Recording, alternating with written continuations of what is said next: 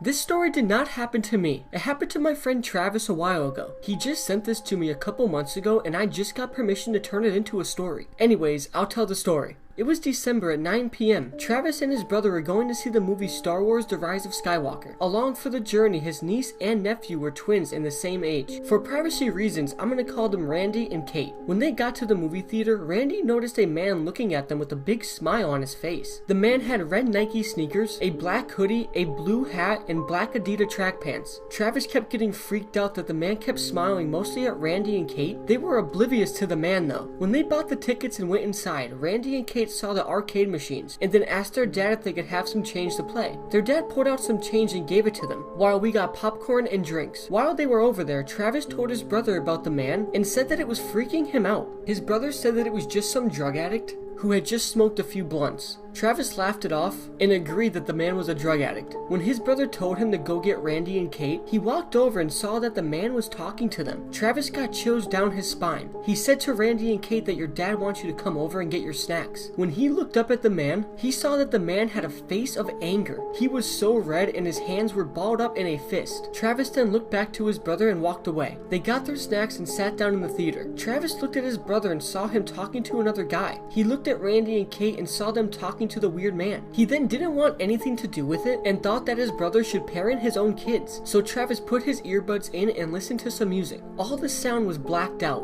About 10 minutes later, he heard the trailers come on and looked over at Randy and Kate. They were gone. Travis became super horrified. He wondered where they would have gone.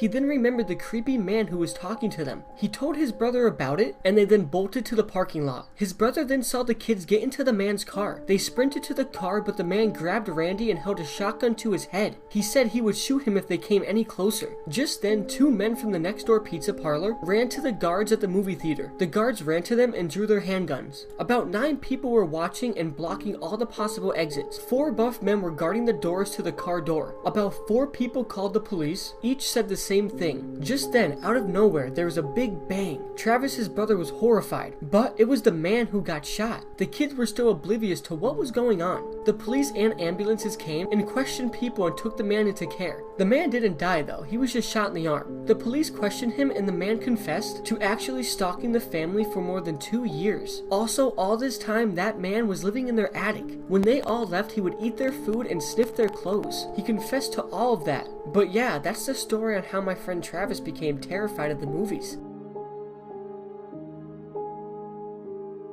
This happened to my mom in 1979. She went to go see Aliens in the theater. Worth noting that she hates scary movies and is really jumpy in the first place, so the fact that she even went was a big deal. During the movie, she kept feeling her seat move, but she chalked it up to her own nervousness and just dismissed it. But then randomly, she felt a very sharp pain in her foot. She then screamed out loud, and everybody in the theater stood up very confused. But when she looked down at her foot, she saw that there was a man laying underneath her seat with a knife in his hand. Everybody then came up to help her and took the man out of the theater and called the cops. When the man was questioned by the police, he said that he was just crawling under people's seats and stabbing them in the foot with a knife. My mom has not gone to the movie theater again, and I honestly do not blame her.